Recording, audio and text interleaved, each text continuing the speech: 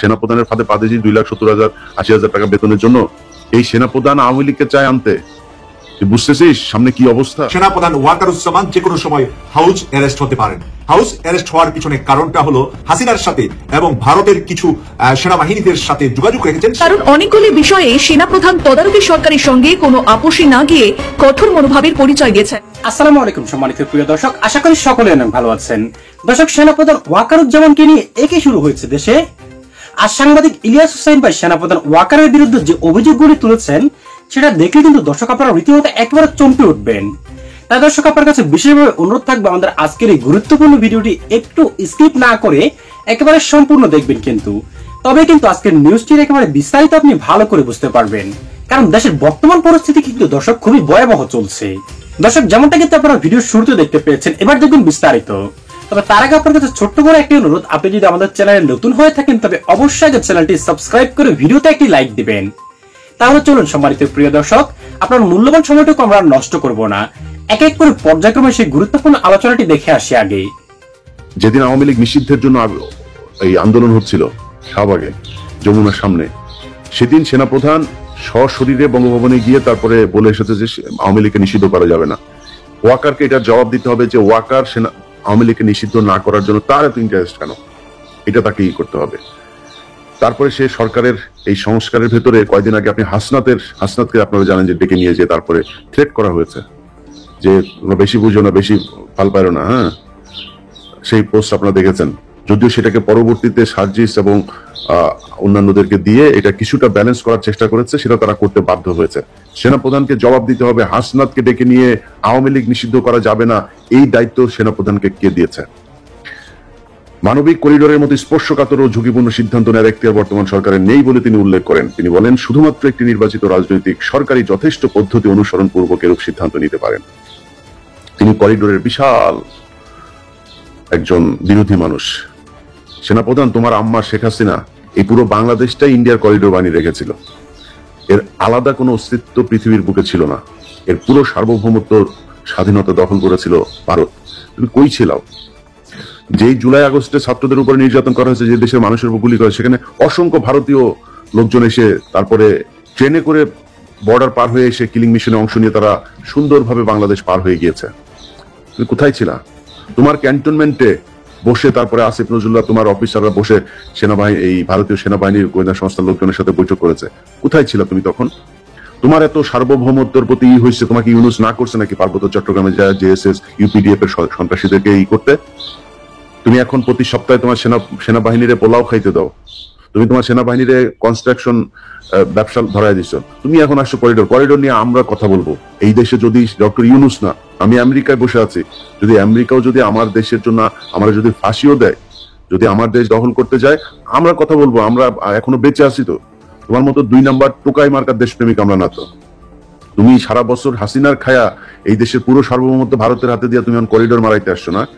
বাংলাদেশের বিমানবন্দর প্রতি বছর লোকসান, হাজার হাজার কোটি টাকা তাদেরকে দিতে হয়। তো তোমার আমি কেন দিব? বিদেশি কোম্পানি, আমি কোন দেশ যদি নাকি আমি যদি টেন্ডার দেই, সেখানে বিদেশি বিভিন্ন কোম্পানি আসবে, সেই টেন্ডারে যারা পাবে তারা নেবে। আমার বন্দর ব্যবস্থাপনায় সমস্যা, এটা যদি এই সমস্যা যদি এই জ্বর যদি না হয়, এটার জন্য আমার বিদেশি কোনো কোম্পানি যদি নাকি করা হয়, করবে, সমস্যা কি? আপনি যদি বাংলাদেশ বিমানটা যদি এখন এমিরেটস এর কাছে যদি দিয়ে দেন, আর ওই এমিরেটস এই দেশে যা এই বিমানবন্দরের যে পরিস্থিতি করবে, প্রত্যেকটা মানুষ এটা সুফল ভোগ করবে। এখন কোন দেশ, কোন কোম্পানি, মানে দেশ মানে কোন দেশ এসে আমার এটা দখল করে করবে, এটা আমি বিরোধিতা করব, জীবন দিয়ে দিব এটার জন্য। কিন্তু আমার কোন কোম্পানি, কোন দেশের বিদেশি কোম্পানি এসে যদি এটার হ্যান্ডেলিং এর কাজ নেয়, এটার রক্ষণাবেক্ষণের কাজ নেয়, সমস্যা নাই তো। তুমি তো এতদিন ইন্ডিয়ার যে সুযোগ সুবিধা দিয়ে রাখছিল, ইন্ডিয়ান একটা জাহাজ যদি আসে তাহলে তাকে আগে খালাস করতে হবে, সে পরে আসলেও তার আগে দিতে হবে। তুমি তখন তো এটার বিরোধিতা করো নাই। তুমি পাহাড়েই করো না কেন? তোমার খাওয়ার জন্য নাকি এই ডিএইচএস আর এই ঢাকা শহরের অর্ধেক দখল করে তোমার খাওয়ার জন্য সেনাবাহিনী রাখছি নাকি আমরা? তুমি পাহাড়ে যাও, পাহাড় আগে দখল মুক্ত করো, এরপরে তুমি করিডোরের বিরুদ্ধে কথা বলতে এসো। ডক্টর ইউনুস আর সেনাপ্রধান কিংবা যে যাই বলুক, আমরা করিডোর বা কোনো বিদেশি কোনো সংস্থার কাছে কোনো কিছু দিতে হলে আমরা একজন মানুষকে বিশ্বাস করি, সেটা হচ্ছে বেগম খালেদা জিয়া। বেগম খালেদা জিয়ার মতামত নিয়ে যদি মনে করে যে না এটা ঠিক আছে, যেহেতু এটা নিয়ে একটা তৈরি হয়েছে, আমি নিজেও করিডোর সম্পর্কে কিছুই জানি না যে ইউনুস আসলে কোন শর্তে কাকে দিতে চাচ্ছে।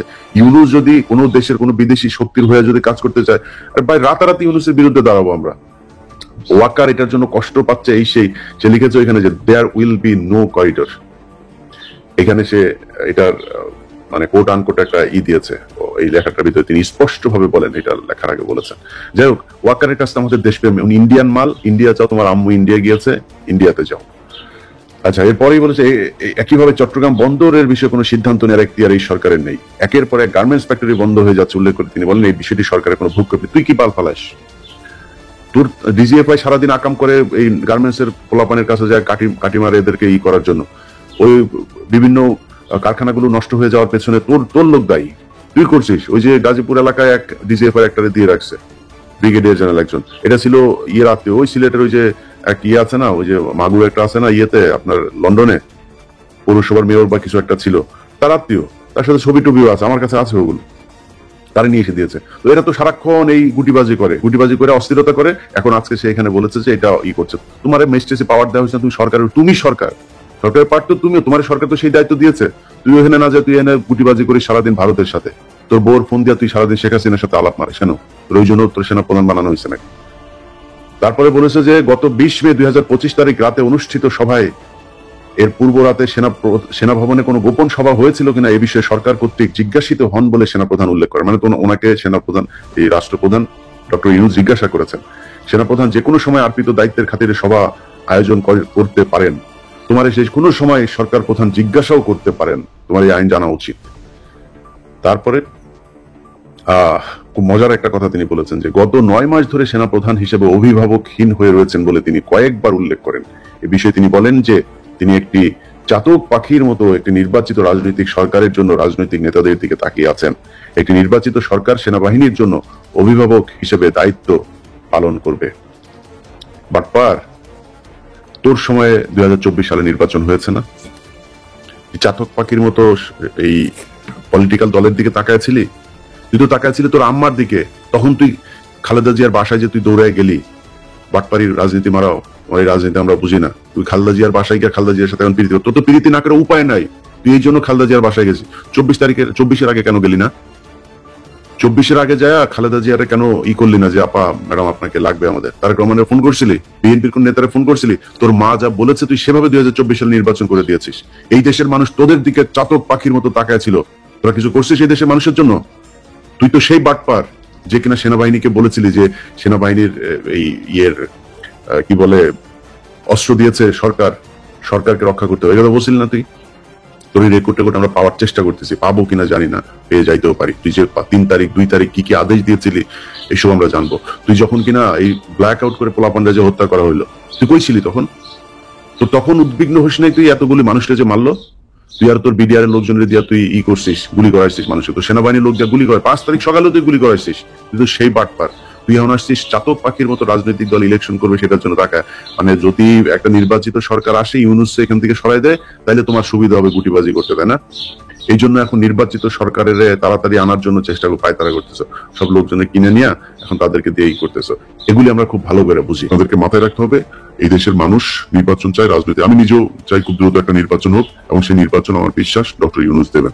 এবং ডক্টর ইউনূস এমন কোন জিনিস করে যেতে পারবে না যেটা বাংলাদেশের সরকার চায় না। আপনারা তাদের সাথে আলোচনা করুন, কিন্তু এই সেনাপ্রধানকে আপনাদের বুঝতে হবে যে হচ্ছে ইন্ডিয়ান মাল, আওয়ামী লীগের মাল। এই আওয়ামী লীগের মালের কথাবার্তা শুনে আপনারা সরকারের বিরুদ্ধে কোনো ধরনের উস্কানিমূলক বক্তব্য কার্যক্রম কোনো কিছু করবেন না, এটা আমাদের প্রত্যাশা।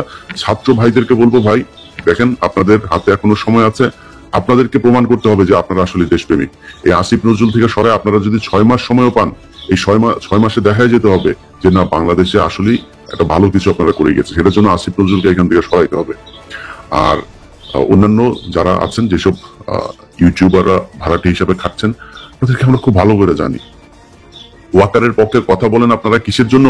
আপনারা তো সেই মাল যে কিনা মাল খাওয়ার জন্য তারপরে আপনারা বিভিন্ন কোম্পানির কাছ থেকে টাকা পয়সা নেন। আপনাদের মতো মালেরা এসে আমাদেরকে দেশপ্রেম শেখান। সেনাপ্রধানের মাসিক বেতন নিয়ে তারপরে আমাদের কেমন দেশপ্রেম শিখাইতে আসিস? তোরও পেছন দিয়া ঢুকাবে শালার। তুই জানিস না তোরে যে তুই যে দেশে কয়দিন পরে যাবি, যাওয়ার পরে তারপর তোরে তো পেদাবে। তুই সেনাপ্রধানের ফাঁদে পা দিয়েছিস 2,70,000 80,000 টাকা বেতনের জন্য। এই সেনাপ্রধান আওয়ামী লীগকে চায় আনতে। তুই বুঝতেছিস সামনে কি অবস্থা? আওয়ামী লীগকে আনবে, ভারতকে আবার বিভিন্ন জায়গায় তাদের জায়গাগুলো সুন্দর করে দিবে। এটা হচ্ছে সেনাপ্রধান। আপনার কোনো ধোকাবাজি ধান্দাবাজিতে এই ইউটিউবার ভাড়া করে লাভ হবে? আপনাকে খুব স্পষ্টভাবে কিছু জায়গা মানুষের সামনে পরিষ্কার করতে হবে। প্রথম জায়গা, বিডিআর এর বিচার নিশ্চিত করতে হবে, তাইলে বুঝবো আপনি দেশপ্রেমিক। আওয়ামী লীগের যেসব লোকজন এখনো ডিওএইচএস এ পলাতক আছে, তাদেরকে আপনি লুকিয়ে রেখেছেন, আপনার অফিসাররা লুকিয়ে রেখেছে, তাদেরকে বের করে আইনের মুখোমুখি করতে হবে।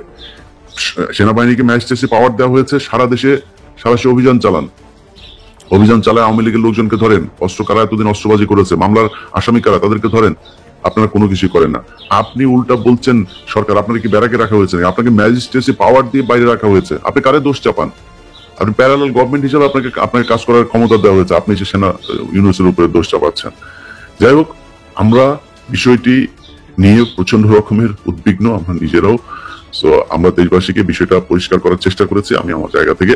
আশা করি আপনারা বুঝতে পেরেছেন। সবাইকে সজাগ থাকতে হবে প্রতিটা মুহূর্ত পর্যন্ত, যতক্ষণ না পর্যন্ত বাংলাদেশে একটা নির্বাচিত সরকার না আসছে এবং সেই সরকারের নেতৃত্বে যারা থাকবে তারা যতক্ষণ স্যাটিসফাইড না। আমি যদি ছোট করে বলি যে তারেক রহমান দেশে যায়নি এখন পর্যন্ত, কেন জানি? আপনার কি মনে হয় তারেক রহমান ইউনুসের ভয় যায় নেই? সেনাপ্রধানের ভয় যায় নেই? তারেক রহমান আপনাদের কাছে ভাই, অনেকের কাছে আমার মনে হইতে পারে যে আমি এখন হয়তো বা আপনার কারো পক্ষে ভাই, আমি কারো পক্ষে যে কথা বলি না এটা কয়দিন, মানে যখন একজন আজকে বলেন তার পক্ষে বলি, পরশুদিন বুঝতে পারেন যে না এটা আসলে এর লোক না। তো আশা করি দিন শেষে বুঝতে পারবেন। ভাই বিশ্বাস করেন, বাংলাদেশে যদি নাকি একটা নির্বাচিত সরকার আসে এবং সেটার প্রধান যদি নাকি তারেক রহমান হন, আমি আপনাদেরকে কথা দিলাম, মানে আমি আমার নিজের জায়গা থেকে আমি যতটুকু বুঝতে শিখেছি তারেক রহমানকে, বিএনপির বিগত দিনে যে সরকার ছিল তার চেয়ে অনেক ভালো কিছু একটা দেখবেন। আমি আপনাদেরকে কথা দিলাম, যদি নাকি খারাপ কিছু দেখেন, যদি অন্যরকম কিছু হয়, লুটপাট হয়, তারেক রহমান বিদেশি কোনো শক্তির হয়ে কাজ করে, আমি বললাম আমি ফার্স্ট পার্সন হবো যে কিনা আপনাদের সাথে দাঁড়াবো, তারেক রহমানের বিরুদ্ধে দাঁড়াবো। কিন্তু আমি এখন পর্যন্ত তারেক রহমান সম্পর্কে, তারেক রহমানের এখনকার যে তার চিন্তা ভাবনা, তার যেসব মানুষজনের সাথে তিনি এই রাষ্ট্র নিয়ে কথা বলেন, আমি সেটা থেকে আপনাদেরকে বলছি যে তারেক রহমান একটা ভালো কিছু আপনাদের সামনে। এখন আপনি যে বিএনপিকে দেখছেন, বিএনপি এরকম থাকবে না, বিশ্বাস করেন এরকম থাকবে না। বিএনপির অনেক নেতা আছে যাদের উপরে তারেক রহমানের শতভাগ কর্তৃত্ব নাই, যে কারণে অনেক কিছু তিনি করতে পারছেন না, চাইলেও অনেক ব্যাপারে তিনি এখন নিশ্চুপ থাকছেন। তিনি দেশে ফিরলে সেটা দেখতে পারবেন। সো আমরাও চাই। আর যদি জামাত আসে, আমাদের জামাতকে নিয়েও কোনো বড় ধরনের কোনো অভিযোগ নাই যে জামাত এসে তারপরে দেশে বিক্রি করে দেবে। তাদের কিছু নেতা আছে যারা কিনা রয়ের সাথে কানেক্টেড, নানানভাবে জামাতকে বিতর্কিত করার চেষ্টা করছে। তো এটার ব্যাপারে আমার কোনো আপত্তি নাই। তারাও যদি আসে, আমি মনে করি দেশ নিশ্চিন্ত একটা জায়গায় যাবে। যারাই ক্ষমতায় আসুক, বিএনপি কিংবা জামাত কিংবা এনসিপি, আমি মনে করি যে এই দেশ একটা ভালো জায়গায় যাবে। তো সেই দিন পর্যন্ত বাংলাদেশের প্রতিটা মানুষকে নিরাপত্তা প্রহরীর মতো এই দেশকে পাহারা দিতে হবে। সম্মানিত দর্শক, তো আপনাকে অসংখ্য ধন্যবাদ জানাই আজকের এই সম্পূর্ণ ভিডিওটি শেষ পর্যন্ত দেখার জন্য। এবং আজকের ভিডিওতে যে বিষয়টি নিয়ে আলোচনা করেছেন সাংবাদিক ইলিয়াস হোসেন ভাই, দর্শক এটার সাথে আপনি কতটা একমত সেটা কিন্তু অবশ্যই আমাদের কমেন্ট বক্সে জানিয়ে দেবেন, কারণ আপনাদের মতামতটুকু আমাদের কাছে খুবই গুরুত্বপূর্ণ। দর্শক, এই মতামতের কারণে কিন্তু আমরা পরবর্তীতে আরো গুরুত্বপূর্ণ নিউজগুলি আপনাদের সামনে তুলে ধরতে আগ্রহী হব। এছাড়াও বাংলাদেশ সেনাবাহিনী কিন্তু আমাদের গর্বের প্রতীক। সেই সেনাবাহিনীকে নিয়ে যদি বিতর্ক তৈরি হয়, সেক্ষেত্রে কিন্তু বাংলাদেশেরই ক্ষতি। তাই দর্শক, দেশের পরিস্থিতি ঠিক কোন দিকে যাচ্ছে সেটা কিন্তু একেবারে বলা মুশকিল। তাই আজ আর কথা বাড়াবো না, আপনাকে অসংখ্য ধন্যবাদ জানাই দর্শক সম্পূর্ণ ভিডিওটি দেখার জন্য।